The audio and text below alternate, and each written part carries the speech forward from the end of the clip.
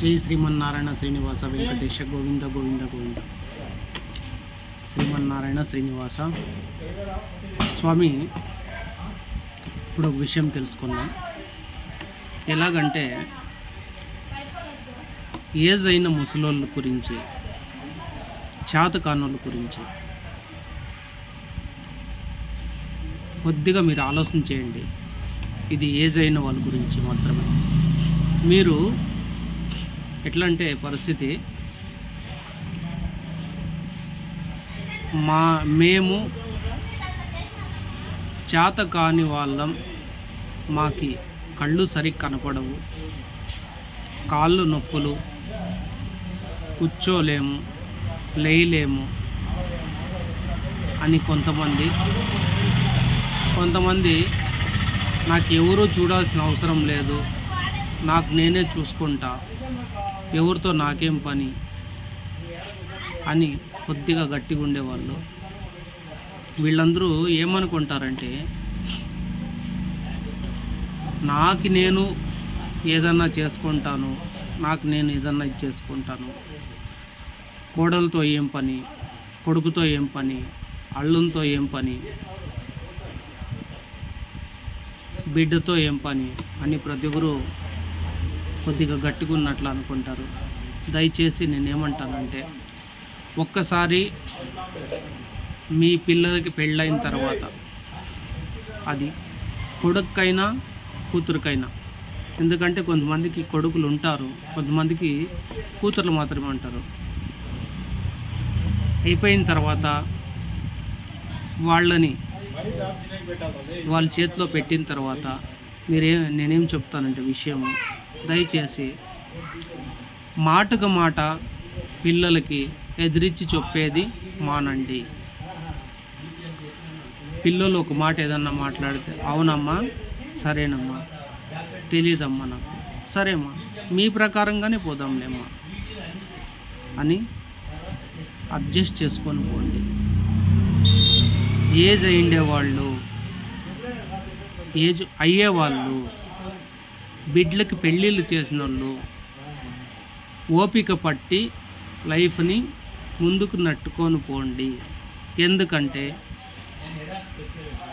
నా మాట నా కోడలిందు, నా మాట నా కొడుకు ఇండు, నా మాట మా మామ ఇండు, నా మాట నా బిడ్డ ఇందు అని ఎప్పుడు అనుకుంటారో సమస్య వచ్చేదంతా అక్కడే. నీ మాట వినే టైము ఇప్పుడు. నువ్వు పిల్లలకి పెళ్లి చేసేటప్పుడు మాత్రమే నీ మాట వాళ్ళు వినాల్సింది. వాళ్ళకంటూ రెక్కలు వచ్చినాయి, వాళ్ళకంటూ ఒక గూడు ఉంది, వాళ్ళకంటూ ఒక జీవితం ఉంది. వాళ్ళు నీతో అడిగినప్పుడు మాత్రమే, అమ్మా ఇట్లుంది పరిస్థితి, ఏం చేయాలా నాన్న, ఇట్లుంది ఇప్పుడు ఏం చేయాలా, వాళ్ళు అడిగినప్పుడు మాత్రమే సలహాలు ఇవ్వండి పెద్దోళ్ళు.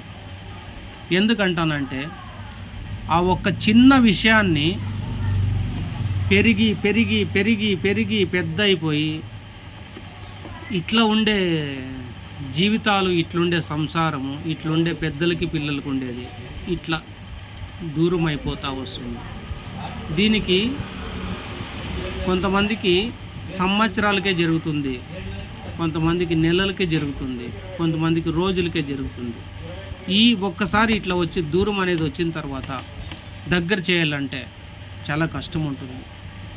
ఎందుకంటే మన సంసారంలో మూడో వ్యక్తి వచ్చి మన సంసారంని, మన తల్లిదండ్రుల్ని, మన అత్తమామల్ని కలపాల్సిన అవసరం ఉండదు. ఇంతకుముందు వీడియోలో పిల్లలకి చెప్పినాను తల్లిదండ్రులు ఇట్లా చూసుకోవాలని. ఇప్పుడు తల్లిదండ్రులు కూడా ఇట్లా ఉండాలా, మనం ఇట్లుంటే ఈ సమస్య ఉండదు. ఏంపా ఆడ ఇల్లు కడతాండవా, సరే కట్టుకోను ఆయన, ఆడేంటికి కడతావు, నీ దగ్గర డబ్బులు ఉందా, ఆ ఉండే డబ్బులంతా కట్ చేస్తావు, అవన్నీ వాళ్ళకి చెప్పొద్దండి.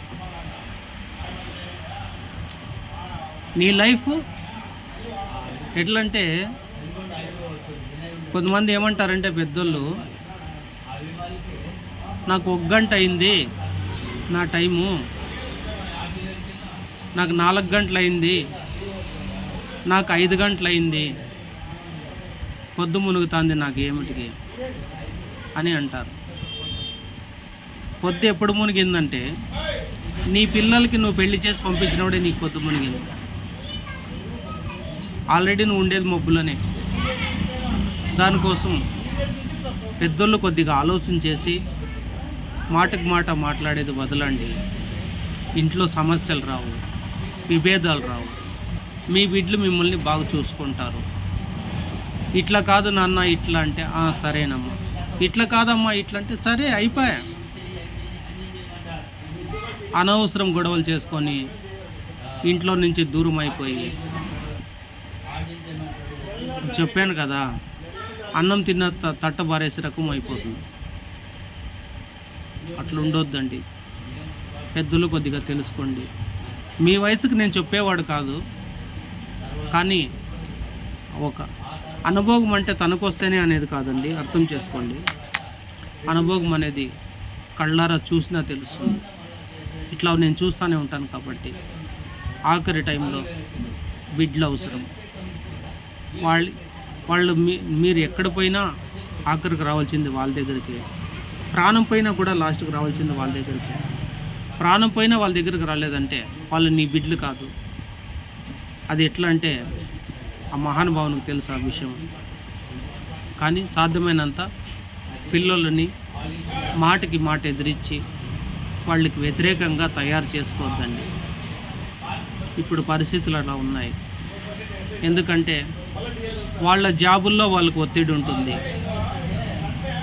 వాళ్ళ ఇంటి పనిలో వాళ్ళకు ఒత్తిడి ఉంటుంది, వాళ్ళ పిల్లల చదువుల్లో వాళ్ళకు ఒత్తిడి ఉంటుంది. ఆ ఒత్తిడికి మీ ఒత్తిడి తోడైతే ఈ ముసలిది ఉంటేనే కదా ఇన్ని మాటలు, ఈ ముసలోడు ఉంటేనే కదా ఇన్ని మాటలు అనే పరిస్థితి వస్తుంది. దానికి మీలో కూడా మార్పు తెచ్చుకోండి.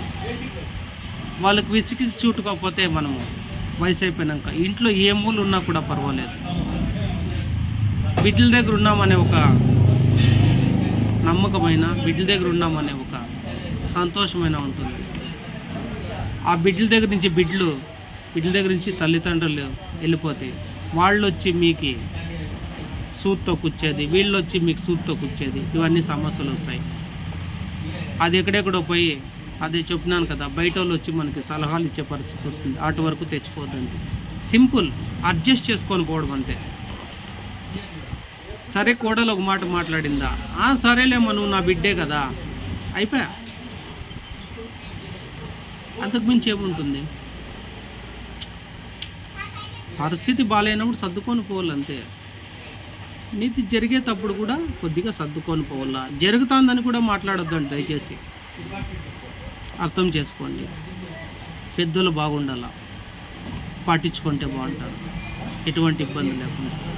ఎక్కడ పోయినా వయసుకు వచ్చిన పిల్లలు ఉంటారు ఇంట్లో. వాళ్ళు ఎక్కడన్నా ఫంక్షన్లకు కానీ, ఎక్కడన్నా టూర్లు కానీ, లేకుంటే ఏదన్నా పుణ్యక్షేత్రాలకు కానీ, లేకోకుంటే వాళ్ళకి ఏదో పనులు పడి బయట పోయినప్పుడు కానీ, మా అమ్మ ఉంది, మా పిల్లలను చూసుకుంటుందిలే, మేము పోయిరావచ్చు అనే ఒక నమ్మకం, దానికి పెద్దోళ్ళు ఉండాలి. ఇంట్లో పిల్లలకి ఏదైనా ఆరోగ్యం బాగాలేకుంటే వాళ్ళు చెప్తారనమాట, అమ్మ ఈ బిడ్డకి ఇట్లా బాగాలేదు, ఇట్లా హాస్పిటల్కి పోండి, లేకుంటే ఏదో కిసురైంది, అదైంది, ఇదైందని పెద్దలు చెప్తారు. దానికి పెద్దలు దూరం చేసుకునేది కూడా మంది కూడా తప్పే. ఆలోచన చేయండి. అందరూ బాగుండండి. జై శ్రీమన్నారాయణ.